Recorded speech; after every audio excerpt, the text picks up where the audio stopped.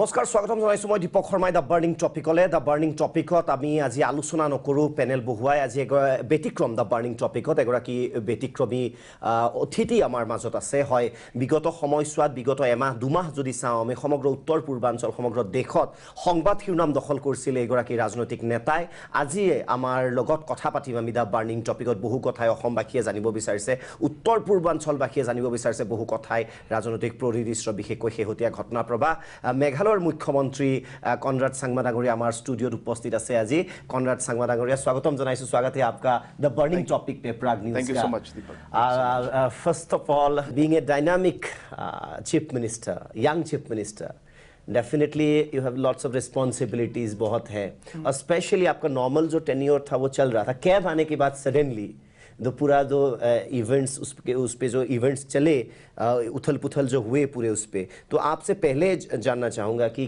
Cab लगभग अभी के लिए ख़त्म हो चुका है it finished for the time being if I know what your stand right now what's your thinking and position on the statement that cab is temporarily dead No, I think number one, of course, when this issue came out, it was something that I think almost every Northeast citizen was very concerned about. And as a son of the soil, it is the same feeling for me. I think, we're happy that with the support of different organizations, अलग-अलग political party, सब ने साथ काम करके इसको किसी तरह हम लोग ने राज्यसभा में इस पर रोक लगाई। तो अभी जैसे अभी आज भी इनफैक्ट न्यूज़ आया है कि गवर्नमेंट जो है इसको ऑर्डिनेंस के थ्रू नहीं लाएगी, ये न्यूज़ भी आया है लेकिन इसको कंफर्म करना है।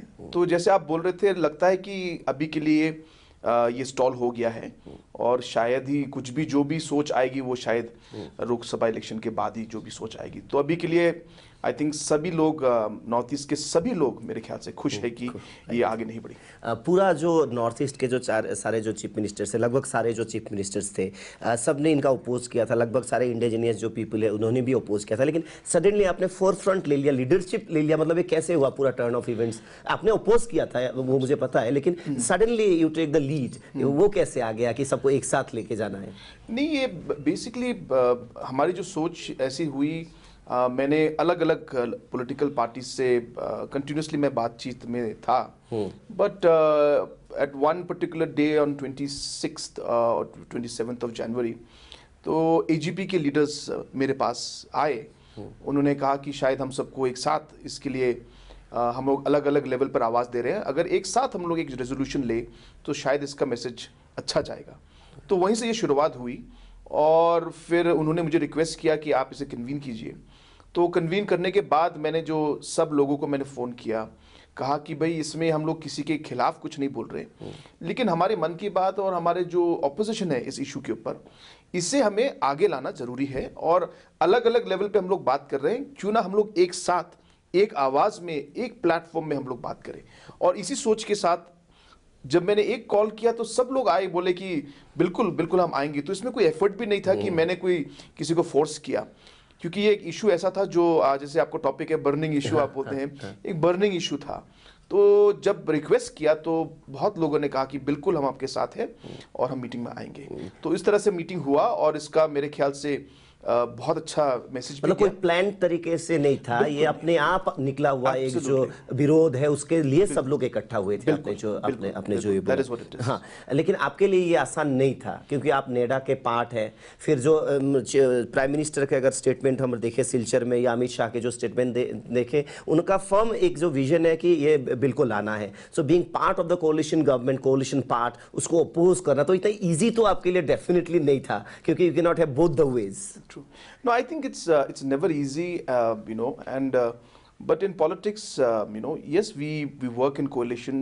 हम लोग coalition में काम करते हैं, which is okay, but it does not mean that we accept all the ideologies and all the points that maybe the leading coalition partner might tell us. So ultimately, as political leaders, it is our responsibility and our duty that we raise the voice of our people. And अगर कोई भी situation या कोई भी policy हो जो हमारे लोगों के खिलाफ होगा तो अगर हम लोग उसको आवाज़ नहीं उठाएंगे तो we are failing in our responsibility as representatives of our people and that is why even though we might be in NEDA and NDA, but that does not mean we keep quiet to everything that the bigger partners might say. So I don't think that is correct. I think in democracy also, it is our right to raise our voice and our opinion. लेकिन common जो media में जो बातें चल रही थी, north east के media में, आसाम के मीडिया में जो चल रही थी, पहले ऐसा लगता था कि आप इतना मतलब आवाज़ बुलंद नहीं करेंगे क्योंकि आपका भी जो अलायंस है बीजेपी के साथ मेघालय में, सो कोई ऐसा आपका दबाव नहीं था कि हम अलायंस तोड़ देंगे, या कुछ ऐसा था कि आपके कोई ऐसा दबाव था क्या कि अलायंस टूट सकता है, मेरा गवर्नमेंट भी जा सकता है, मे बी? सो लेकिन आपको दिखा नहीं वो प्रेशर एक्चुअली था कि नहीं था? नहीं, बिल्कुल था, बिकॉज मैंने इनफैक्ट सबसे पहले हमने कैबिनेट में इसको रेजोल्यूशन लिया कि हम लोग, अगर ये बिल पास हुआ तो हम लोग कैबिनेट में रेजोल्यूशन था कि ये बिल को हम अपोज करेंगे। लेकिन उसके बाद जब हमारी पार्टी की मीटिंग हुई, जनरल बॉडी मीटिंग में, a joint general body resolution was taken कि अगर ये बिल राज्यसभा में पास हुआ तो हमारे जो एमएलएज हैं जो 4 स्टेट में आज एनडीए के गवर्नमेंट को सपोर्ट कर रही हैं, एक में हम लोग खुद लीड कर रहे हैं और बाकी 3 में हमारा सपोर्ट है, अरुणाचल प्रदेश, मणिपुर और नागालैंड में, ये तीनों में हम लोग विड्रॉ करेंगे। और अगर विड्रॉ किया तो 3 में से 2 स्टेट हैं जहां पे ऑब्वियसली गवर्नमेंट को स्टेबिलिटी का प्रॉब्लम होता। तो ये हमारा वेरी क्लियर हम लोग ने, और ये हम लोग ने सब एमएलए से बात करने के बाद, सब स्टेट यूनिट से बात करने के बाद हमने ये डिसीजन लिया। तो it was not my decision alone, it was a joint decision of the party that if this bill is passed we will withdraw from the NDA. बाकी जो उसके बाद जो हो उसको देखा जाएगा, मतलब ऐसा एटीट्यूड था। Absolutely, exactly, absolutely. जो consequence of follow होगा। I mean, the point is that as I said, it is our responsibility to take up the issue, and if we don't do that, I think people will. आजकल तो कुर्सी के लिए कोई कुछ नहीं करता, ये you know about present day politics, लोगों के लिए कुछ भी once elected they want to stick with the chair, कुर्सी नहीं छोड़ना चाहता कोई भी। For us, luckily we were brought up by none other than late P.A. Sangma. Yes. And his principles and his ideologies were very firm, and he was very firm in his ideologies. तो वही line पे हम लोग भी उसी सोच से हम लोग आगे बढ़ते हैं कि भाई कम से कम अपना जो आइडियोलॉजी है वो रहना चाहिए। और हमारी पार्टी जो इस लाइन में खड़ी हुई, जो पीए सांगमा जी ने पार्टी खड़ा किया कि ये एक पार्टी ऐसी है जो एक नॉर्थ ईस्ट के लिए एक आवाज़ देगी, तो इस आइडियोलॉजी से हम लोग इस पार्टी को हमने खड़ा किया। तो इसलिए ये बेसिक आइडियोलॉजी हमको आगे लेना भी था। लेकिन ये क्लियर मैसेज है आपके बातों में जो लगा कि पावर डेफिनेटली पॉलिटिकल पार्टी को चाहिए, लेकिन रहे ना रहे, लेकिन लोगों का जो राइट्स है वो प्रोटेक्ट होना चाहिए। आपका जो मेन थीम है, कोई ऐसा नहीं है कि सिर्फ कुर्सी के पीछे भागना है। It will come automatically if you serve people. Leaders की बात अगर करें तो नॉर्थ ईस्ट में एक यही बहुत बड़ा ट्रेजेडी है कि नेशनल पार्टीज के अपने कंपल्शंस होते हैं, जैसे कि कांग्रेस हो, बीजेपी हो, उनके जो लीडर्स हैं उनके बारे में मैं कुछ टिप्पणी नहीं करूंगा, इट्स नॉट ए प्लेटफॉर्म, लेकिन वो जब नेशनल लीडर्स के सामने जाते हैं उनके कुछ कंपल्शंस आ जाते हैं। लेकिन हमारे ये प्रॉब्लम स्पेशली आफ्टर पीए संगमा सर, एक वैक्यूम सा हो गया। नॉर्थ ईस्ट के कोई लीडर नहीं है कि फेस चेहरा देखा जाए, मतलब ये नहीं कि मेघालय का लीडर हो, आसाम का लीडर हो, लेकिन एक वैक्यूम सा आ गया था। लोग अब आपको आसाम के मीडिया में भी आप अगर हेडलाइंस देखेंगे तो सब लोग ये करके new leader has already been born. तो आप इस रिस्पॉन्सिबिलिटी को कैसे लेते हैं? डेफिनेटली बहुत बड़ा रिस्पॉन्सिबिलिटी है। No, I don't, I think थोड़ा I think it's overestimated कि मुझे ऐसे बोला जा रहा है। ये नहीं, आपका दम तो था, हर स्टेटमेंट में मैंने देखा था, दम तो था आपका। इवन आफ्टर दिल्ली के बाद भी आपने जो स्टेटमेंट दिए हैं, कोई कंफ्यूजन नहीं है, कोई डिप्लोमेसी नहीं है, दम में तो आप में था। नहीं, honest I should confess. No, we was, as I said, we just stuck to our ideology and we stuck to what we believe in, but I am happy that things worked out the way it is. लेकिन मेरे ख्याल से इस issue में भी अगर आप देखें तो बहुत लोगों का इसमें कंट्रीब्यूशन था। अलग अलग 11 पॉलिटिकल पार्टीज, रीजनल पार्टीज साथ में आए, अलग अलग स्टूडेंट बॉडीज साथ में आए, अलग अलग एनजीओज आए, सिविल सोसाइटी आया। हालांकि अगर आप देखें पूरे देश में तो अलग अलग पॉलिटिकल पार्टीज ने सपोर्ट किया। तो it was really a team work which I keep stressing, and it is undermining the efforts of the others by simply saying that that I was the person who took the lead. I think it's not fair. But yes, we did our part. I did my part, and so did others also.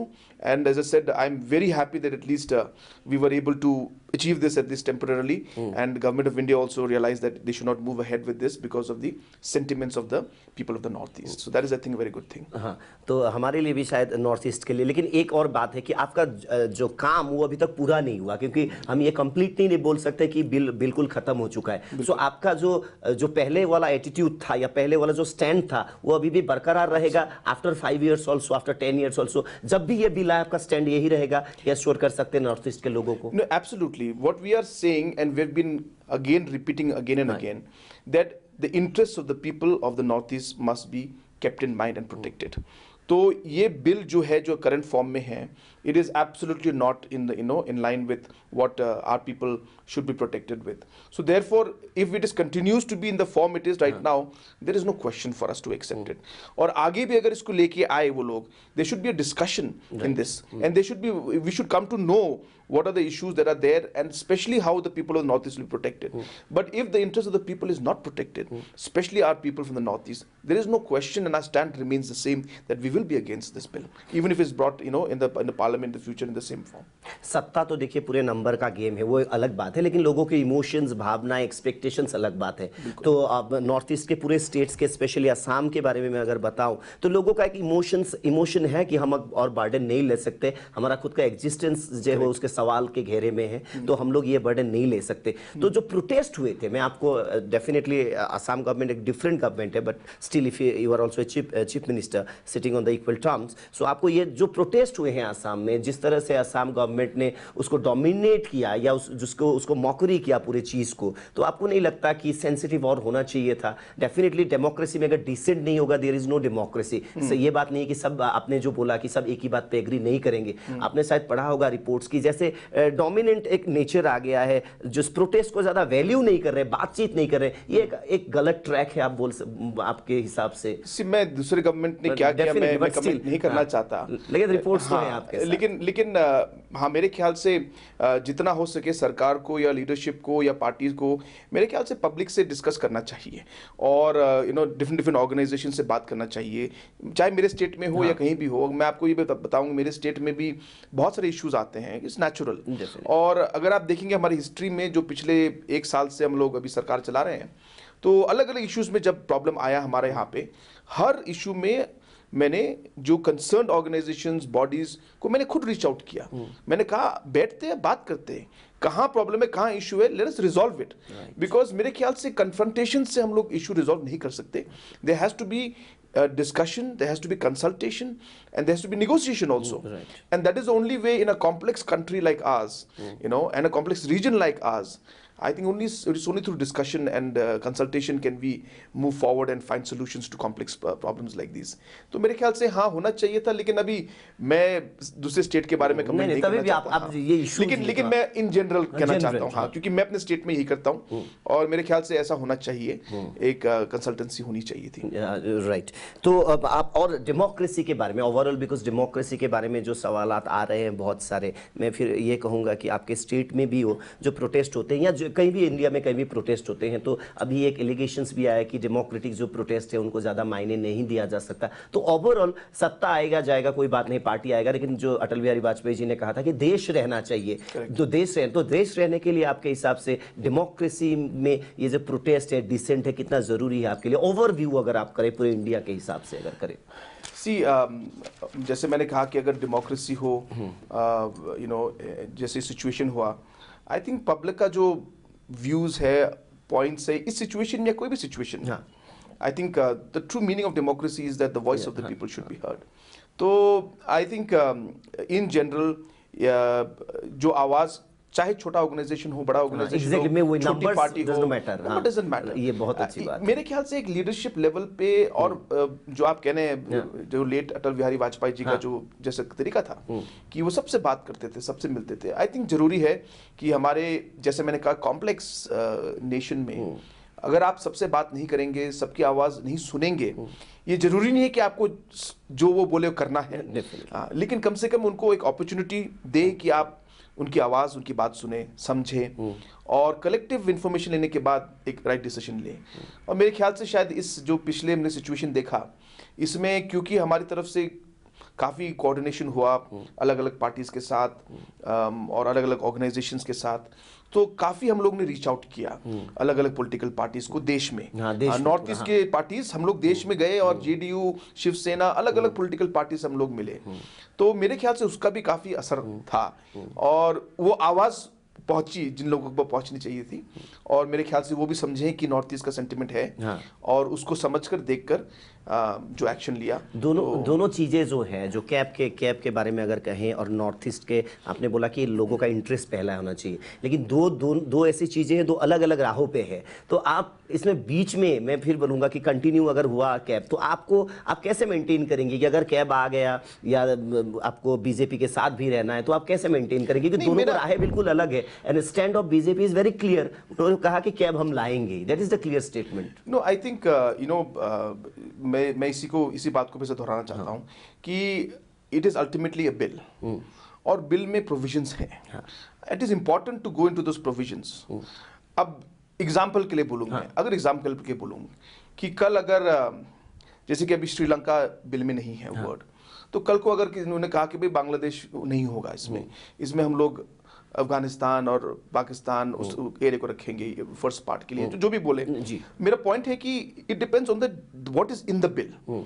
जो अभी है जो bill में, ये तो बिल्कुल unacceptable है हमारे लिए, क्योंकि हमारे पूरे नॉर्थ ईस्ट में इसका बहुत बड़ा असर। लेकिन वो लोग तो बोल रहे हैं कि कुछ प्रॉब्लम नहीं है, इसी के साथ ही हम जाएंगे, कोई डिप्लोमेसी भी नहीं है, क्लियर कट आइडियाज है। तो two ideas are totally different on the so therefore if it is in that situation, obviously it's something that we have clearly said that we will not accept the bill in its current format. I'll be very clear about that. और political situation जो भी हो, ये हमारा एक बहुत ही important stand है, और ये कोई मैंने politics के लिए stand नहीं लिया, ये मैं एक as a citizen of the North East, as a son of the soil, ये मैंने stand लिया है। तो obviously stand के साथ मैं रहूँगा, तो इसमें कोई politics की बात नहीं है, but it is sticking to the love for the people and the interest of the people. वही मेरा इशू है और कुछ नहीं। प्राइमरी जो कंसर्न है स्पेशली आसाम का लोगों का, उनका जो प्रोटेक्शंस, कॉन्स्टिट्यूशनल प्रोटेक्शंस भी बहुत कम है comparing to other north eastern states. तो असम में भी एक रोष है लोगों का। तो आपने बताया है बहुत प्लेटफॉर्म पे, लेकिन स्पेसिफिकली नॉर्थ ईस्ट के लोग अब जो देख रहे हैं प्रोग्राम, आसाम के लोग जो देख रहे हैं, आपके हिसाब से कहाँ प्रॉब्लम है? ये जो कैब आप सपोर्ट नहीं कर रहे हैं, मतलब इसके अगेंस्ट में आपका क्या आर्गूमेंट्स हैं? कुछ अगर आप बताएं तो सब लोग जानते हैं, लेकिन from your words. See, my point number one is that Northeast has the number one issue in Northeast for any, there are many issues Northeast में हम लोगों ने फेस किया है। मगर अगर आप किसी भी स्टेट के पब्लिक से आप पूछेंगे, सिटीजन से पूछेंगे, तो इलीगल इमिग्रेशन एक इशू जो है, वो हर स्टेट में हर सिटीजन, हर नागरिक के मन में ये इशू बहुत पहले से था और आज भी है। तो ये इलीगल इमिग्रेशन के इशू में आज अगर आप कोई बिल ला रहे हैं, जो इलीगल इमिग्रेशन जो लोग आए हैं उनको आप लीगल बनाएंगे, तो obviously it is going against the entire principle of what we have believed in and what we have been fighting for. तो मेरे ख्याल से 1 हो या 2 हो या 1 लाख हो या 5 लाख हो, इसी the way we look at it is an illegal immigrant is an illegal immigrant. So therefore I think the issue remains at the basic spirit of the bill, where you are trying to bring in a legislation that is going to legalize illegal immigrations. Then और हमारे यहाँ इतने सारे problem पहले से ही है इसमें। तो जैसे कि मैं कहा नंबर की बात, वो लोग कहेंगे भाई आपके स्टेट में इफेक्ट नहीं होगा, these things are something that nobody can guarantee. You see that if you papers आप बोलते हैं कि भाई 14 से पहले नहीं होंगे। आजकल तो किस सिस्टम में काम करते हैं लोग कि वो 14 से पहले भी पेपर कोई बनाना होगा, तो we can never say. I'm not doubting the system, but I'm saying कि why are you giving that opportunity to chance क्यों लेना है? क्यों आपको उस लाइन में जाना चाहते हैं जहाँ पे आप ज़्यादा प्रॉब्लम हमारे लेके आएंगे स्टेट के लिए और रीजन के लिए और हमारे पब्लिक के लिए और प्रॉब्लम लेके आएंगे? तो basic spirit of the bill is something that is there that we are against. And as I said, number की बात बोले तो बोलेंगे नहीं कितने ज़्यादा लोग नहीं है, 4 lakh 5 lakh 10 lakh. It is not about the numbers really, as I said, it is about the spirit of the bill. And I think nobody in the north east will accept a bill like this. आपने इतना समझाया, आपने जिसने समझाया, पूरे north east ने समझा, political parties ने समझा, बीजेपी क्यों नहीं समझ रही है आपकी बात? ये मतलब आपने जो बोला कि इतने क्लियर वर्ड्स में बोला, अभी जो दर्शक जिनके मन में थोड़ा सा भी अगर किसी का डाउट है वो भी समझ चुके, बीजेपी को क्यों समझ में नहीं आप इतने अच्छे ऑरेटर हैं, इतना अच्छा बोलते हैं आप, हिंदी इंग्लिश सभी अच्छा है आपका, समझ में क्यों नहीं आ रहा है बीजेपी को? नहीं, ऐसी बात नहीं है। शायद इसमें एक बड़ा उनका और भी इश्यूज है नेशनल लेवल, उनके पार्टी की तरफ से उनके आइडियोलॉजीज का इशू हो सकता है, और and we respect the ideology which they have. यहाँ पे हम लोग किसी के आइडियोलॉजी के खिलाफ नहीं है, बट द पॉइंट इज कि ये बिल जो है हमारे इंटरेस्ट के अगेंस्ट जा रहा है, इसलिए हम इसके खिलाफ हैं। तो ये कॉम्प्लेक्स सिचुएशन है, कॉम्प्लेक्स इशू है, it's not very easy to handle. There are different ideologies, divergent mindset and ideas. तो इसको किस तरह हम लोग बैलेंस करके साथ लाए ताकि हम लोग सिस्टमैटिकली आगे चल सके, I think that is the challenge that we are facing, but I am happy at least for the time being we are managing to keep this pending and at least move forward with other development works and important issues related to the Northeast.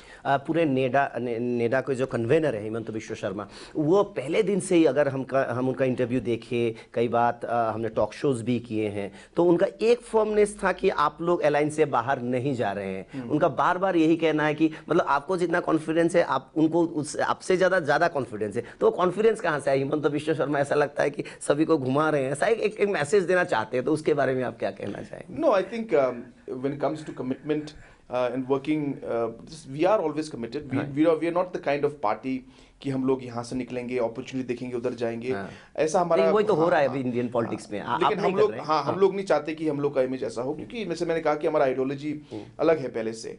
लेकिन हमारा जो point था वो बहुत clear था day one से कि अगर ये राज्यसभा में आया और पास हुआ तो हम इंडिया के साथ नहीं रहेंगे। ये हमारा क्लियर कट मैसेज उनको हमने बिल्कुल बिगिनिंग से दिया हुआ था।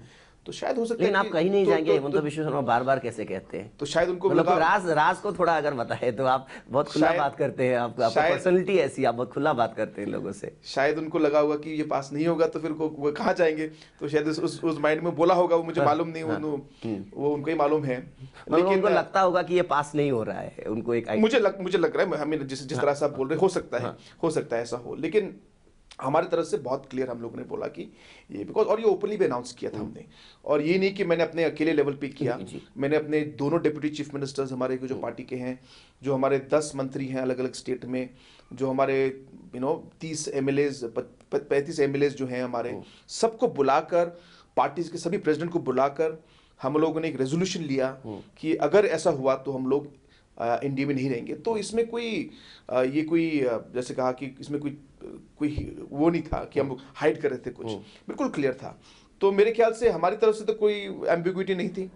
तो अगर हिमंत बिश्व शर्मा जी की तरफ से उन्होंने कुछ बोला होगा तो शायद उनको मालूम होगा कि ये पास नहीं होगा तो उसकी नौबत नहीं आएगी, नौबत ही नहीं हाँ, तो हो सकता है, but that I don't know. আৰু বহু প্ৰশ্ন আছে, সেই প্ৰশ্নসমূহৰ উত্তৰো আমি ল'ম চাংমা ডাঙৰীয়াৰ পৰা, কাৰণ এই প্ৰশ্নসমূহে যথেষ্ট গুৰুত্ব বহন কৰিছে সমগ্ৰ উত্তৰ পূৰ্বাঞ্চলবাসীৰ বাবে, সমগ্ৰ অসমবাসীৰ বাবে। কিন্তু সময় হৈছে এক চমু বাণিজ্যিক বিৰতিৰ। আমি উভতি আহিম বিৰতিৰ পিছত।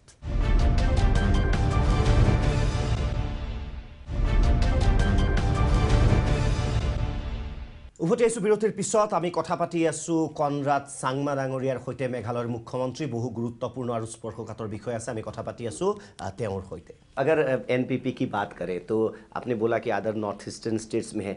आज मैं आपको ये दावे के साथ बता सकता हूँ, with responsibility I can say, कि जो आसाम के जो लोग हैं, ये वहाँ के हमारे जो चीफ मिनिस्टर कितने पॉपुलर है उसके बारे में मैं कमेंट नहीं करूँगा, लेकिन आप बहुत पॉपुलर हैं। तो NPP ऐसा है कि अपना जो डेफिनेटली पॉलिटिकल पार्टी जो है वो विस्तार करना चाहती है। आपके भरोसा है, I don't know why suddenly people, जो लोग बोले थे हमारा सहारा कौन देगा, पूरा एक सिस्टम खराब है, कोई नहीं हमारा सुन रहा है, दिल्ली नहीं सुन रही है, तो सडनली आप अवतार के जैसे जो आ गए। तो असम में भी आपकी NPP का कुछ एक्टिविटी बढ़ाने का कुछ ऐसा आपका फ्यूचर प्लान्स है? क्योंकि नहीं नॉट बिकॉज लोग चाहते हैं कि हमें लीडरशिप चाहिए। नहीं, मेरा ऑफ कोर्स हम लोग बिल्कुल शुरुआत से हम लोग कह रहे हैं कि NPP चाहती है कि हम लोग एक नॉर्थ ईस्ट को प्लेटफॉर्म दें। तो ये हमारा एक आइडियोलॉजी और हमारी सोच लेट PS सांगमा के समय से ही है। और उन्होंने इनफैक्ट, आपको याद होगा, उनके टाइम में भी उन्होंने अलग अलग पॉलिटिकल पार्टीज को, रीजनल पार्टीज को बुलाकर कोशिश की थी उस समय भी कि एक आवाज़ हो, तो एक कॉमन प्लेटफॉर्म हो। तो फिर बाद में उन्होंने फिर खुद सोच के उन्होंने कहा कि नहीं, हमें एक पॉलिटिकल पार्टी बनानी चाहिए नॉर्थ ईस्ट के लिए और other regions also, but very much focus on the voice of the north east. तो ये इसमें कोई नई बात नहीं है कि मैं जहां भी जाता हूं, हम लोग ने मणिपुर में इलेक्शन कंटेस्ट किया, मणिपुर के लोग हमारी आइडियोलॉजी को एक्सेप्ट किया और हमें एमएलएस दिए, नागालैंड में दिए हमको, यहाँ पे मेघालय में हमारे आगे सरकार। तो ऑब्वियसली हम लोग चाहते हैं कि हम लोग हमारी पार्टी आगे भी बढ़े, दूसरे स्टेट्स में भी, नॉर्थ ईस्ट स्टेट्स में भी। और हर इलेक्शन में अगर आप देखें, हम लोग ने इलेक्शन अलग ही कंटेस्ट किया है। हम नीडा के साथ है और एनडीए के साथ है, लेकिन when it comes to election it is on ideology. तो हम लोग को हमारी पार्टी का आइडियोलॉजी हम लोग को पब्लिक कोई मतलब बिग ब्रदर स्मॉल ब्रदर नहीं है उसमें, इक्वल। और नीडा में भी ऐसे ही होता है, इसमें कोई वो नहीं, हालांकि वो लोग नेशनल वो चला रहे हैं, बट हमें कभी ऐसा महसूस नहीं किया कि हम छोटे हैं या बड़े हैं, और बीजेपी ने भी ऐसे कभी वो किया नहीं। ये सिचुएशन तो अलग है of course, but in general तो हमारी पार्टी कोशिश करेगी आगे भी कि हम लोग पार्टी को आगे बढ़ाएं। लेकिन आज की तारीख में आप अगर इंडिविजुअल इलेक्शन खेल रहे हैं तो आप कहीं से भी जीत जाएंगे, ये मैं लिख के दे सकता हूं। नहीं, ऐसा बात नहीं है। मतलब ये मैं बोल रहा हूं कि लोगों का इतना भरोसा है आप पे लोग देख रहे हैं, और हम मीडिया में हम लोग रिपोर्ट हर लोग करते हैं, ग्राउंड में हम लोग जाते हैं, गाँव के लोगों से हम बात करते हैं, मिडिल क्लास से बात करते हैं, फार्मर्स से बात करते हैं, तो डेफिनेटली उसके बारे में मैं आपसे और जानूंगा। लेकिन और एक बात, लोकसभा भी आ रहा है, तो आपका अलायंस के बारे में, एनडीए में रह के आपको, क्योंकि बिल तो पास नहीं हुआ, तो रह के चुनाव लड़ना है या कुछ लोकसभा के अलायंस के बारे में? लोकसभा का अलायंस जो है अभी डिस्कशन अभी किसी भी लेवल पर हुआ नहीं। हाँ, क्योंकि सीट शेयरिंग की भी बात है। सीट शेयरिंग की बात है। जैसे मैंने कहा कि हम लोग का मणिपुर गवर्नमेंट में जब पहले इलेक्शन हुए थे तो उस समय भी हम लोग अलग लड़े, लेकिन फिर जब इलेक्शन के बाद जब सिचुएशन आई तो पोस्ट पोल अलायंस हुआ। मेघालय में, सॉरी मणिपुर में होने के बावजूद भी यहाँ पे भी बात हुई थी कि अलायंस होगी, लेकिन हमने साफ मना कर दिया कि नहीं, हम लोग मेघालय अपने आप लड़ेंगे। तो और हम लड़े, और यहाँ पे भी उस इलेक्शन के बाद सिचुएशन जब आई तो हम लोग ने साथ में हम लोग ने कमेंट फॉर्म किया। तो इस इलेक्शन में भी कोई ऐसे नेसेसिटी नहीं है कि हम लोग कोई अलायंस में लड़े। कभी प्लान, अभी तक कोई प्लान नहीं, अभी आज तक कुछ नहीं है। अभी तो हम लोग, इनफैक्ट हम लोग तो पार्टी बढ़ा रहे हैं। और पिछले हमारी जो एनपीपी की जो जनरल बॉडी मीटिंग हुई थी उसमें भी सभी पार्टी के लोगों ने, सभी पार्टी स्टेट प्रेसिडेंट्स ने एक अपनी सोच डाली कि पार्टी को 25 कॉन्स्टिट्यूंसी में लड़नी चाहिए, और ये रेजोल्यूशन भी पास करवाया। तो ऑब्वियसली पार्टी उसी लाइन पे भी सोच रही है, बट ऑब्वियसली पॉलिटिकल सिचुएशन के हिसाब से देखेंगे क्या करना है। लेकिन मैं एज पार्टी प्रेसिडेंट भी हूं, मैं पार्टी का, तो मेरी भी सोच है कि चाहत है कि हम लोग पार्टी को आगे बढ़ाएं, और इसमें किसी के खिलाफ नहीं है हम लोग, but in the interest of my own party, in the interest of the people of the north East, we would like to provide the platform for the people. So वो सोच के साथ हम लोग आगे बढ़ रहे हैं। अभी देखते हैं क्या होगा। एक स्टेटमेंट है, उस पर अगर हम आए तो हिमंत बिश्व शर्मा ने एक बात फिर से कहा है कि एजीपी के साथ जो अलायंस है, आपने फोन पे उनसे बात किया कि एजीपी और बीजेपी को फिर से साथ आ जाना चाहिए। ये खबर कितनी, मतलब मैं इसलिए बोल रहा हूँ कि उनकी मुंह से खबर आती है, लेकिन आपकी तरफ से उस स्टेटमेंट पे क्या कहना है? एज अ पॉलिटिकल पार्टी हमने बात की थी उनसे। एज अ पॉलिटिकल पार्टी हमारी डिस्कशन हर लेवल पर होती है, ऐसी बात नहीं है। और अलग अलग इंटरनल मैटर्स काफ़ी कुछ चल रहे हैं, एंड इन दिस सिचुएशन कहीं पे कुछ डिसीजन तो लेना जरूरी है, क्योंकि एज अ पॉलिटिकल पार्टी, चाहे एजीपी क्यों ना हो, बीजेपी क्यों ना हो, एनपीपी क्यों ना हो, अगर इलेक्शन अभी 2 महीने दूर है, और अगर अभी इस समय अगर डिसीजन नहीं लिया गया कि पार्टी क्या करेंगे, कहाँ जाएंगे, क्योंकि ये सिचुएशन के हिसाब से, और जो अभी जो कैप का जो इशू हुआ, इसकी वजह से काफी अलायंस में भी, पार्टनर्स में भी, पब्लिक में भी काफी स्टेटमेंट्स जो एक दूसरे के खिलाफ नाराजगी हुई है, दूरी हो चुकी है, नाराजगी हुई है, दूरी हुई है। तो कुछ भी हो, चाहे इधर हो या उधर हो, एक डिसीजन लेना जरूरी है। और जैसे कि हमारे टॉकिंग टर्म्स तो हमारे सबके साथ हैं, तो इसमें ये नहीं कि हम लोग किसी से बात नहीं करेंगे, तो बात चल रही है, और लेकिन decision is up to them. I mean I am nobody. ये जो बात आपने इनिशिएट किया, जो थ्रू हिमंत बिश्व शर्मा, हमें जो पता चला, ये आपकी तरफ से या एजीपी की तरफ से आपको कहा गया कि आप थोड़ा बात कर लो? नो, इट्स आई थिंक ये गलत वो है, ऐसा नहीं है। मेरा खाली इसमें मैसेज एक ही था कि जो भी सिचुएशन हो, अभी अगर नहीं रहना तो ना हो, लेकिन एक बार क्लियर तो हो जाए कि क्लियर तो है, उन लोगों ने रेजिग्नेशन दे दिया। बस तो एक लाइन पे, उसी लाइन पे चलना है कि एक क्लियर मैसेज जाना चाहिए पब्लिक को।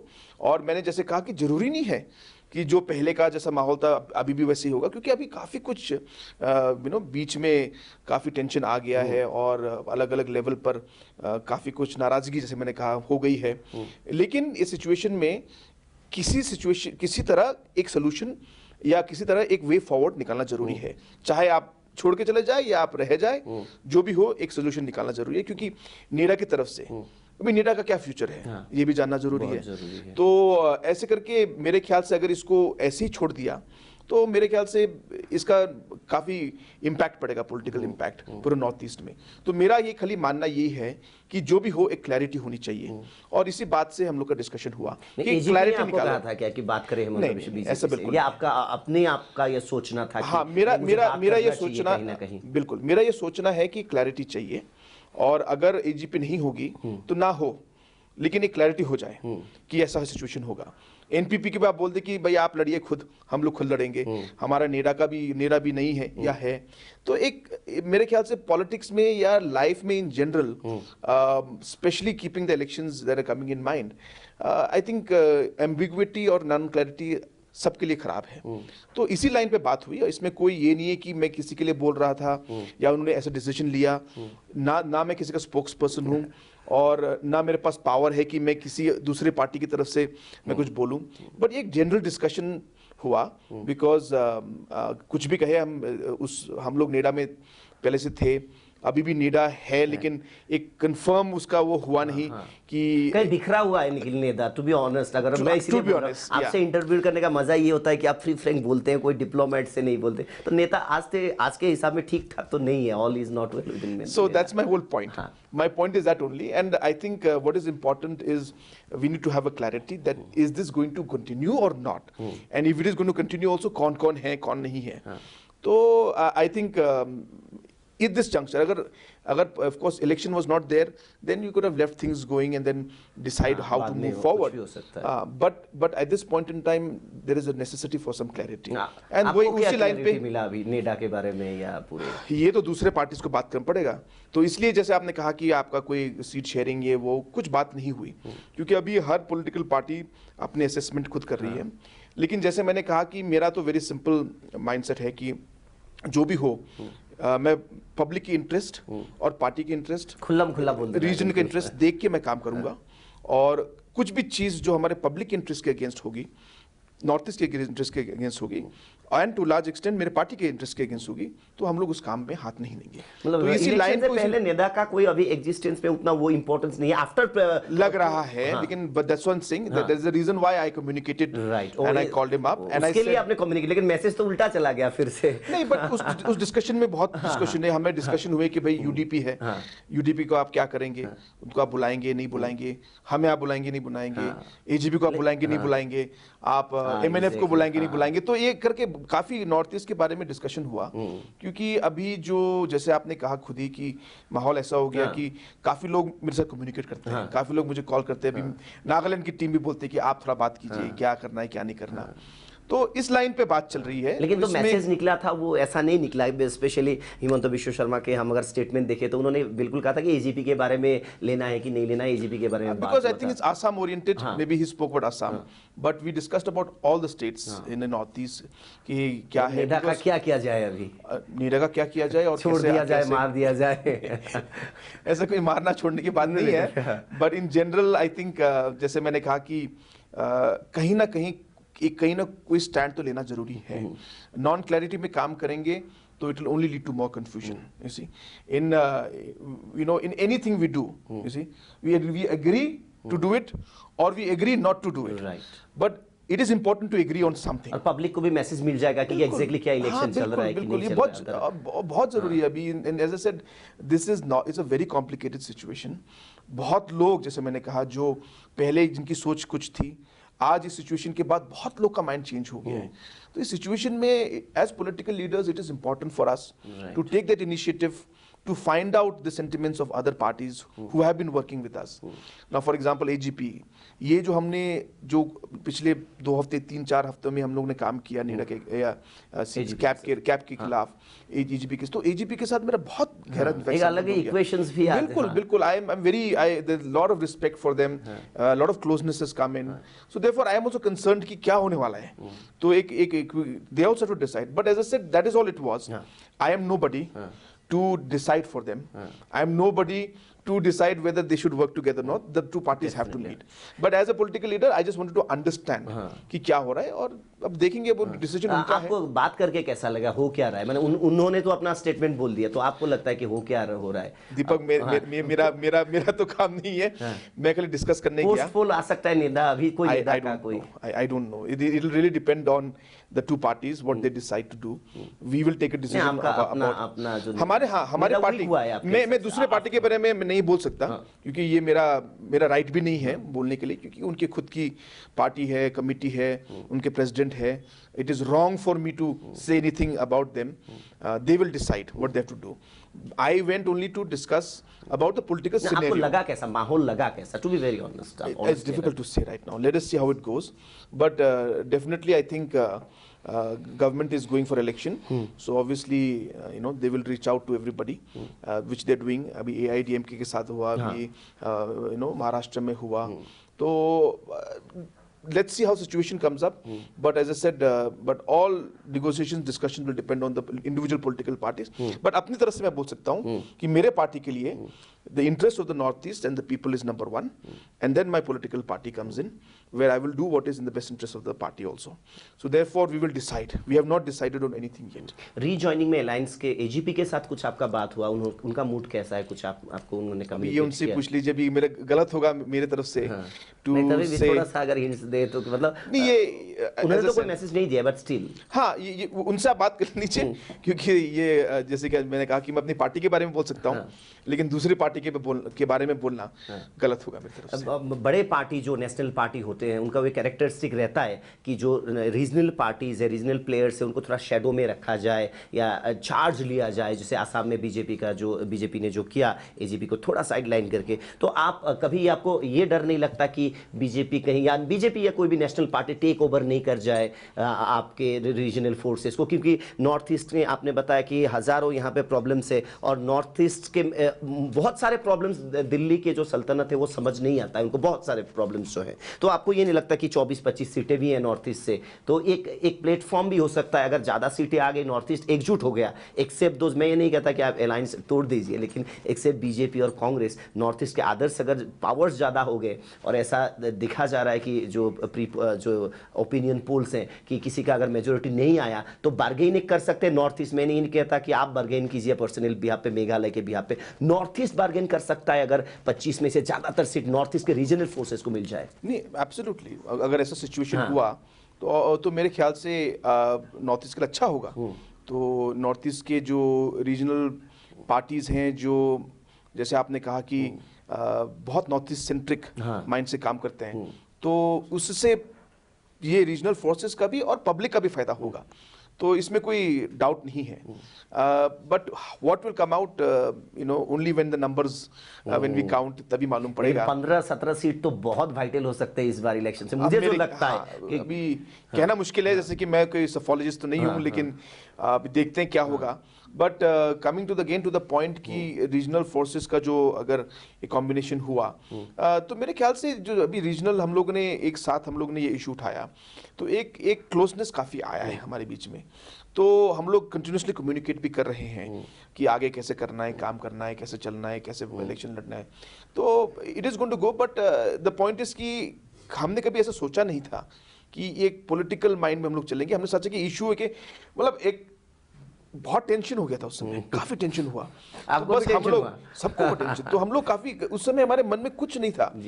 हमें खाली ये पता था कि साथ बैठना है, हाथ पकड़ना है साथ में और खड़ा हो जाना है, और मन में और कुछ नहीं था सोच, और वही क्या हम लोग. लेकिन आपको दिखा नहीं, were very confident. Again I am repeating this thing, very confident. और आपके कॉन्फिडेंस की वजह से नॉर्थ ईस्ट के लोग, असम के लोग कॉन्फिडेंट है कि ये बिल नहीं आएगा, नहीं होगा, सांगमा जी हमारे साथ है.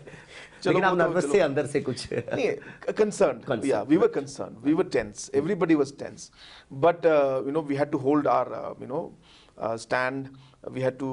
जैसे मैंने कहा कि अच्छा लगा उस समय कि हम किसी खिलाफ नहीं है, लेकिन बहुत टाइम होता है कि गवर्नमेंट और एनजीओज काफी टक्कर में होते हैं, स्टूडेंट बॉडीज का काफी टक्कर होता है. लेकिन पहली बार ऐसा हुआ कि साथ में हम लोग बैठे, हाथ पकड़े हुए, बोले कि नहीं, हम लोग को साथ में काम करना है.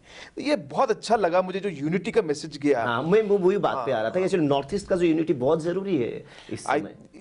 ऐसी in this situation, this example has really shown कि कि यूनिटी होगा तो कोई भी सिचुएशन में हम लोग फेस कर सकते हैं. And I think this message is, I think, at the end of the day, that is the underlying message that should go, that when there is unity, then any challenge that is there we'll be able to face. And really this situation has shown, and it is not about 1-2 individuals, it is really about the entire region being united.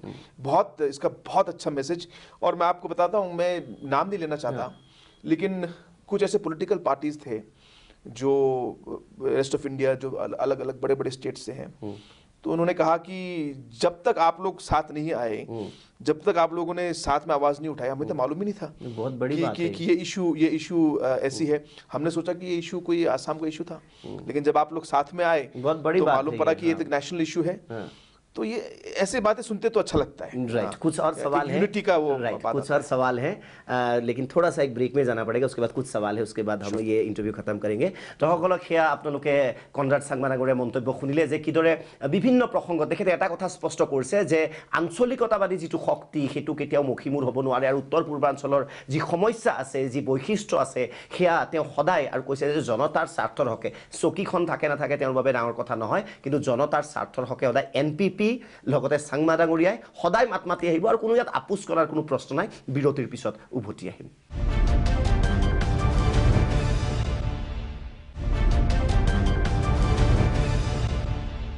স্বাগতম জনাইছোঁ. বিৰতিৰ পিছত আমি কথা পাতি আছোঁ north ইষ্টৰ উত্তৰ পূৰ্বাঞ্চলৰ নতুন নায়ক কনৰাড চাংমাৰাঙৰীয়াৰ সৈতে. এটা স্পষ্ট স্থিতি আছিল বিশেষকৈ নাগৰিকত্ব সংশোধনী বিধেয়কক লৈ, কিন্তু তাৰ পিছৰ যিটো ঘটনা প্ৰবাহ, কিছুমান প্ৰশ্ন চিহ্ন উত্থাপন হৈছে কনৰাড চাংমাৰাঙৰীয়াৰ বিভিন্ন যি বক্তব্যৰ ওপৰত বা বিভিন্ন বিষয়ৰ ওপৰত. গতিকে সেই প্ৰশ্ন চিহ্নসমূহ কিমান দূৰ সমীচীন, নৰ্থ ইষ্টৰ মানুহৰ সৈতে তেখেত আছেনে নাই, অসমৰ জনসাধাৰণৰ লগত, অসমৰ ভূমিপুত্ৰসকলৰ লগত তেখেত আছে নাই, অসমৰ খিলঞ্জীয়াৰ লগত তেখেত আছে নাই, সেই প্ৰশ্ন हम कोरी आसू. स्वागत है आपका ब्रेक के बाद फिर से. तो मैं ये बता रहा था कि पोस्ट पोल नॉर्थ ईस्ट के जो रीजनल फोर्सेस हैं, पोस्ट अगर अभी कुछ कहा नहीं जा सकता कि कौन किसके साथ जाएगा, लेकिन after elections minus BJP minus Congress अगर 15-20 जितने भी सीट आ जाए, तो आपको लगता है कि ये एक अच्छा साइन होगा ऑल नॉर्थ ईस्ट के लिए, और आपको लीड लेना होगा. लोग तो यही बोलते हैं कि आपके बिना कौन लीड लेगा. नहीं, इसमें प्लेटफॉर्म तो चाहिए ना किसी को. इसमें कोई लीड लेने की वो बात नहीं है, बट ऑब्वियसली जैसे मैंने कहा कि हमारी पार्टी नॉर्थ ईस्ट के सेंटिमेंट्स के साथ हरदम रहेगी. और अगर सिचुएशन ऐसा हुआ कि नॉर्थ ईस्ट के लोगों ने रिस्पॉन्ड किया और नॉर्थ ईस्ट में एक प्लेटफॉर्म आया, एक पार्टी नहीं, जैसे आपने कहा पॉलिटिकल प्लेटफॉर्म हो जाए, और अगर 10-15 जो है आप बोल रहे सीट अगर ऐसा है, तो एक बहुत ही इंपॉर्टेंट रोल प्ले करेगी दिल्ली में. इसमें कोई वो नहीं है. लेकिन अभी सिचुएशन, जैसे मैंने कहा कि जब हम लोग एक साथ आए थे, उस समय ना किसी ने सोचा कि क्या करना है, क्या नहीं करेंगे, कुछ किसी के मन में नहीं था. जैसे मैंने कहा कि खाली एक ही सोच थी कि सब हाथ पकड़ो और खड़े हो जाओ.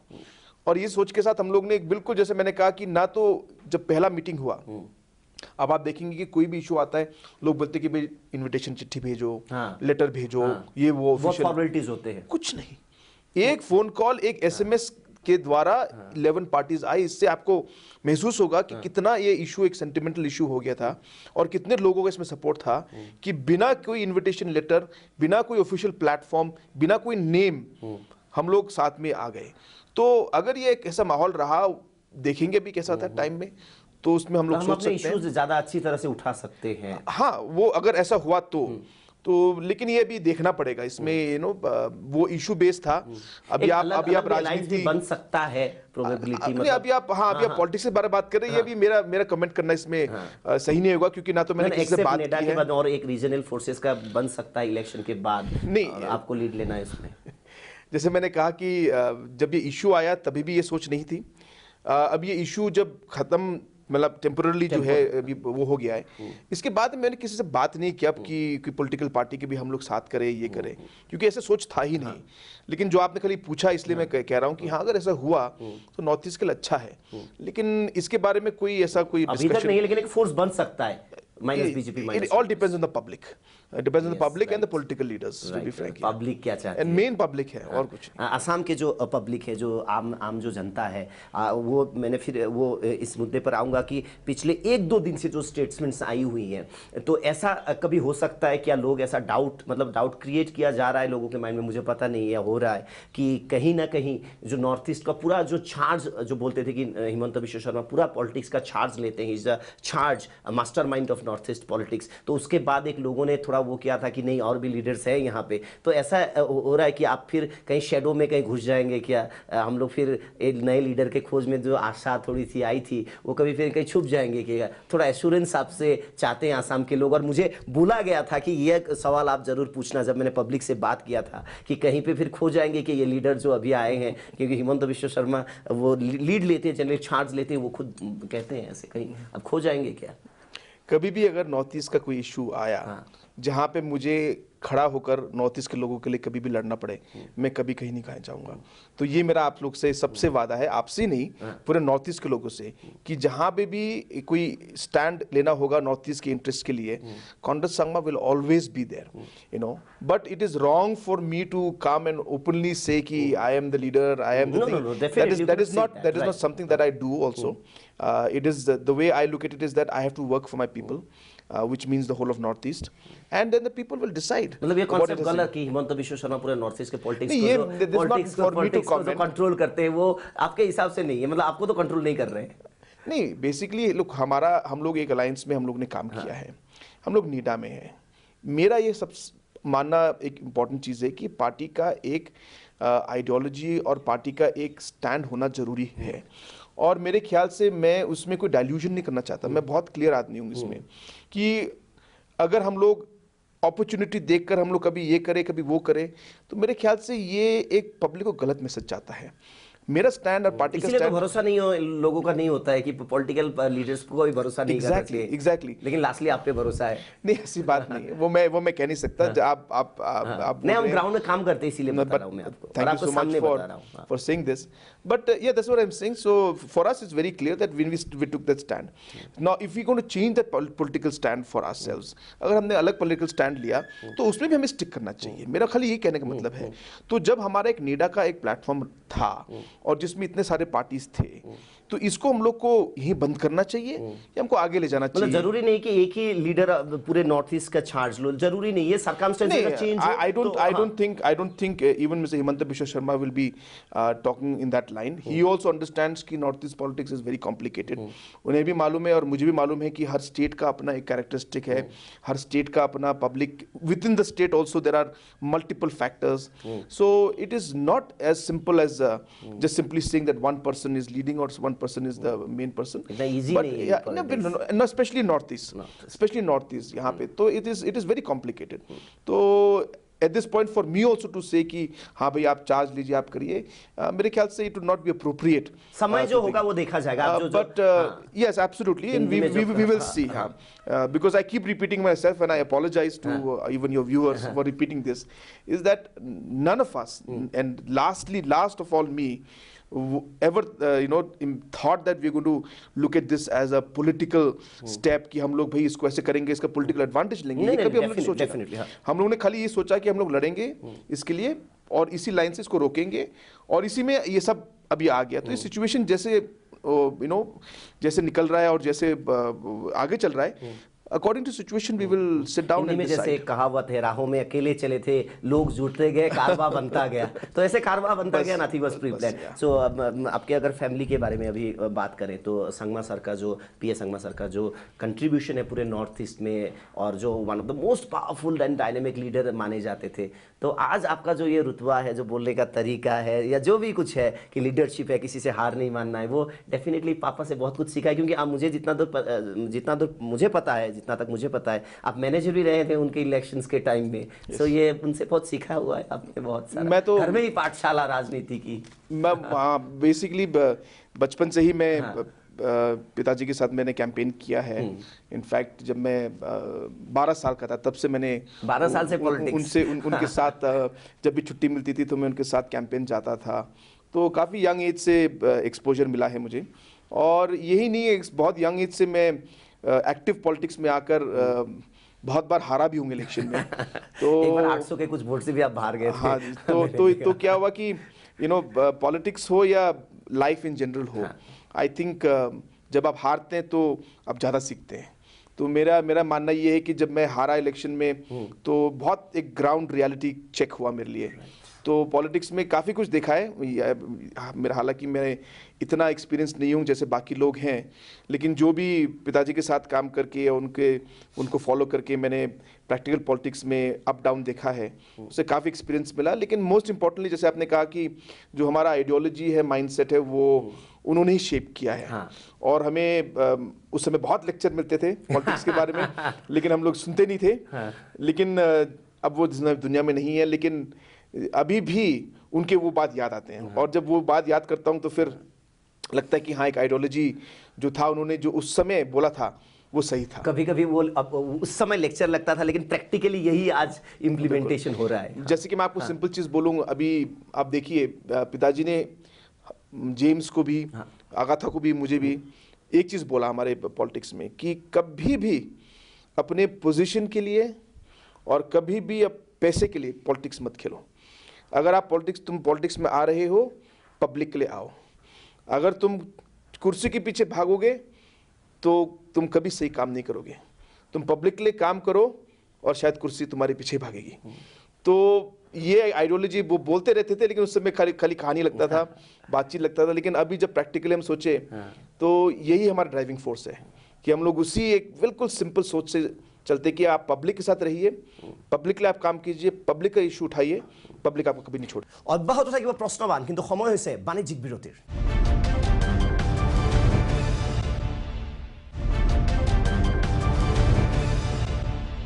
एक बात और मैं पूछना चाहता हूँ आप, लेकिन अभी ब्रेकिंग न्यूज़ ही हो जाएगा कि आप चीफ मिनिस्टर लगते नहीं है। मैं लगते नहीं है इसलिए बोल रहा हूँ कि जितना जो ताम झाम था, हम जब पहली बार मैं आपसे मिल रहा हूँ, यहाँ पे आपके रेसिडेंस में आके मिल रहा हूँ, तो जितना जो चीफ मिनिस्टर का ताम झाम होता है, एक रुतबा रहता है, डेफिनेटली कुछ तो उनके रेस्ट्रिक्शंस रहते हैं, वो अलग बात है। लेकिन वो क्यों नहीं, आपका फील क्यों नहीं आता कि चीफ मिनिस्टर हूँ मैं एक स्टेट का? तो वो मैंने घर से, आपके गेट से मैंने नोटिस किया, हम लोग, हमारी पूरी यूनिट ने नोटिस किया कि ताम झाम नहीं है, ऐसा कि रुतबा क्यों नहीं आता है आपके? क्या है मतलब, अब नॉर्मल से लगते हैं, मतलब चीफ मिनिस्टर नहीं लगते। ये कॉम्प्लीमेंट है या क्या पता, मुझे पता नहीं, बट अब मतलब लोगों से जुड़े रहना चाहते हैं क्या? बिल्कुल बिल्कुल, that is actually the fact of the situation. पिताजी के समय से ही, जब पिताजी वहाँ पे कमरे में रहते थे तो वर्कर लोग आते थे मेरे पास, अरे सर आप थोड़ा बोलते सबसे। तो सारा जो जैसे आपने कहा मैनेजर का वर्क, बैकग्राउंड वर्क, तो अभी भी लोग मुझे उसी तरह डील करते हैं। बोलते कि हाँ ये अपना बच्चा है, अपना भाई है। लेकिन अच्छा भी लगता है, और मेरा ये मानना भी है कि आप पावर में रहेंगे नहीं रहेंगे ये किसी के हाथ में नहीं है। तो पॉलिटिक्स इज वेरी कॉम्प्लिकेटेड, लेकिन पब्लिक के साथ जुड़ा रहना बहुत इंपॉर्टेंट है। और जब तक आपका पब्लिक के साथ कनेक्शन नहीं रहेगा तब तक आप कुछ भी करें। I mean why are you in politics? You are in politics to work for the people. तो पब्लिक के साथ जुड़ना और पब्लिक के साथ रहना और वो ग्राउंड उसको ह्यूमिलिटी मेंटेन करना मेरे ख्याल से बहुत जरूरी है किसी भी लीडर के लिए, मेरे लिए नहीं। और मैं तो खाली अपने तरफ से जैसे था वैसे ही हूँ अभी भी, और वैसे ही रहना। लोग शायद यही कहेंगे कि मेरा सोच यही है। हाँ, क्योंकि और एक बात है, on a different note if I ask you, कि चीफ मिनिस्टर्स आते हैं जाते हैं हिस्ट्री में, लेकिन आपका अगर आइडियोलॉजी फिक्स हो, आपके जो विचार अगर फिक्स हो, आपके जो आदर्श ठीक हो, तो लगता है समय के साथ भी वो आइडियोलॉजी, जैसे पीए संगमा सर का है, वो रह जाता है। क्योंकि चीफ मिनिस्टर तो आते हैं जाते हैं, वो वक्त की बात होती है, लेकिन आइडियोलॉजी में स्टिक रहना, यही आपका मतलब लास्ट टाइम तक रहेगा कि यही मेरा स्टिक में है। Then I really will try my best and hope कि वही हो कि हम लोग इसी लाइन पे काम करें। And I'm sure that जैसे given the circumstances, जिस तरह से हम लोग आए पॉलिटिक्स में, क्योंकि जब पिताजी भी जब एक बार उनको एक्सपेल किया गया कांग्रेस से 1999 सिचुएशन हुआ था, तो मैं उस समय से मैं एक्चुअली पॉलिटिक्स में घुस गया फुली एक्टिवली। और उस समय से पिताजी ने फिर एनसीपी को उस समय उठाया था, शरद पवार जी भी थे, तारिक अनवर जी तो मैं ही फ्लैग लगाता था पेड़ में, मैं ही चढ़ता था मैं पोस्ट में, मैं ही जाके स्टेज के वो जो ऑपरेशन के स्टेज कैसे बनाना है, गाड़ी कैसे ठीक करनी है, कौन प्रोग्राम बनाएगा, कौन गाना गाएगा, कौन स्पीच देगा, यहाँ तक हम लोगों ने मतलब बिल्कुल ग्रास रूट से हम लोग 1999 से मैं काम कर रहा हूँ। तो वही लाइन पे हम लोग अभी भी चल रहे हैं और अभी भी वैसे काम मतलब करते हैं चीफ हम लोग। मिनिस्टर की कुर्सी गिफ्ट में नहीं मिली है, जो लोग सोचते होंगे कि चीफ मिनिस्टर का बेटा है, No, no, पोस्टर भी खुद लगवाए, फ्लैग भी खुद लगवाए, ऐसा मीटिंग टाइम पे। था। ना वही तो जो शुरुआत 1999 2000 में बहुत किया ऐसा। हाँ, लगभग हम लास्ट के तरफ आ चुके हैं इस इंटरव्यू के। तो आपके अपने अगर जो प्रेडिक्शंस हैं, मतलब आपके एज ए सिटीजन में पूछ रहा हूँ, फिर चीफ मिनिस्टर नहीं, क्योंकि आप सिटीजन की तरह बात ही कर रहे हैं नॉर्मली बहुत अच्छे से। तो आपके प्रेडिक्शंस क्या है कि लोकसभा में ओवरऑल पिक्चर आप कैसे देख रहे हैं? मैं नहीं पूछूंगा कि आप इसको कितनी सीटें आएंगी या नहीं, लेकिन ओवरऑल जो सिचुएशन है देश का माहौल, आप किस तरह से उसको इवेलुएट कर रहे हैं? कोई मैं नंबर्स नहीं पूछ रहा हूँ, किसी पार्टी के बारे में नहीं पूछ रहा हूँ, ओवरऑल जो पॉलिटिकल सिचुएशन है कैसा देख रहे हैं आप नेशनल पर्सपेक्टिव में, लोकसभा? नहीं, I think national level Lok Sabha में आई थिंक ओवरऑल काफ़ी कॉम्प्लेक्स सिचुएशन है पूरे देश में, और आगे आगे देखेंगे भी क्या होगा। लेकिन देश के आगे अभी सिचुएशन भी बहुत गंभीर सिचुएशन काफ़ी है, तो मेरे ख्याल से पब्लिक को सोच समझ के ही इसमें काम करना होगा कि कैसे आगे बढ़ना है। लेकिन situation is very complicated, there is no doubt about it, and let us see what happens. जैसे वाजपेयी जी कहते थे कि मुझे एक लीडर ने बताया कि उन्होंने वाजपेयी जी से पूछा था कि सर आपको क्या लगता है लोकसभा में क्या होगा? हाँ। तो उन्होंने कहा कि अभी सोच के फायदा नहीं है, जब नंबर निकलेंगे तब सोचेंगे। तो ये अच्छा आंसर है। और मेघालय की बहुत सारे दर्शक ये प्रोग्राम अभी देख रहे हैं कि मेघालय के लिए आपके प्रायोरिटीज क्या हैं, क्योंकि नेशनल एक नॉर्थ ईस्ट के प्लेटफॉर्म में तो है, मेघालय के लिए आपके गवर्नमेंट के प्रायोरिटीज क्या क्या है? मौका मिला है इसलिए मैं पूछ रहा हूँ आपसे। नहीं, मेघालय से मैं डे वन से मैंने ये कहा है कि पिछले इनफैक्ट लास्ट 1 ईयर से भी मैं इसी में फोकस कर रहा हूँ कि सबसे पहली चीज़ यही है कि मैं चाहता हूँ कि हमारा जो गवर्नेंस और जो डिलीवरी मैकेनिज्म जो है, मॉनिटरिंग मैकेनिज्म, अकाउंटेबिलिटी, ये बिल्कुल सही होना चाहिए। आज जो पैसा आ रहा है और जो पैसा इन्वेस्ट हो रहा है वो बिल्कुल पब्लिक तक पहुंचना चाहिए, और अगर 1 रुपया भी हम लोग इन्वेस्ट कर रहे हैं उसका फ़ायदा पब्लिक को मिलना चाहिए। तो मेरे ख्याल से अगर delivery mechanism, accountability and the entire monitoring improves, तो हर चीज़ में, गवर्नेंस में और हर डेवलपमेंट में आप आगे बढ़ सकते हैं। That is number 1। So governance and delivery is very important for me. But having said that, social sector plays a very crucial role for me. तो एज अ चीफ मिनिस्टर मैंने फर्स्ट ईयर में मैंने education में बहुत ध्यान दिया, और education में पिछले 50 साल से हमारे यहाँ पे एजुकेशन पॉलिसी नहीं था, और मैंने अपने सरकार होने के बाद 6 महीने के अंदर मैंने नई एजुकेशन पॉलिसी बनाकर उसको मैंने रोल आउट किया है। यही नहीं, हम लोग ने अलग अलग लेवल्स पे एजुकेशन के जो छोटे छोटे बड़े बड़े प्रॉब्लम्स थे सबको हमने टारगेट किया है। नौकरी भी मिले, रोजगार भी हो। हाँ, तो वो ये है, इसके बारे में बिकॉज आपने काफी ब्रॉड क्वेश्चन पूछा है तो इसका एक लाइन में जवाब नहीं दे सकता मैं। लेकिन तीसरा चीज जो है वो है हेल्थ सेक्टर। तो हेल्थ सेक्टर के लिए हम लोगों ने काफी वो इंपॉर्टेंस दिया है, क्योंकि इस साल भी इनफैक्ट ये बजट में हम लोग काफी कुछ हेल्थ में हम लोग फोकस करेंगे। लेकिन पिछले साल में भी अगर आप देखेंगे तो हेल्थ को हमने बहुत इंपॉर्टेंस दिया है। हम लोगों ने जैसे कहा रोजगार, तो रोजगारी के लिए भी हम लोगों ने ये इनफैक्ट ये एरिया में फोकस किया कि हम लोग tourism, horticulture, agriculture, food processing, service sector, ये एरियाज हमारे मेघालय के लिए एक स्ट्रेंथ है। तो मेरा ये मानना है कि अगर ये सेक्टर्स अगर आगे बढ़े तो we will be able to give more employment to our youth. तो ये सब एरियाज में हम लोग फोकस कर रहे हैं और देखते हैं अभी आगे आके क्या क्या हो सकता है। लेकिन बहुत कुछ है, लेकिन इसके लिए आपको एक नया प्रोग्राम करना पड़ेगा। अगर टाइम देंगे तो मेघालय के बारे में, डेवलपमेंट के बारे में, एजुकेशन के बारे में, हेल्थ के बारे में डेफिनेटली हम पूछेंगे आपसे। और हम चाहते हैं कि मेघालय एक रोल मॉडल स्टेट बने बाकी स्टेट्स के लिए भी डेवलपमेंट।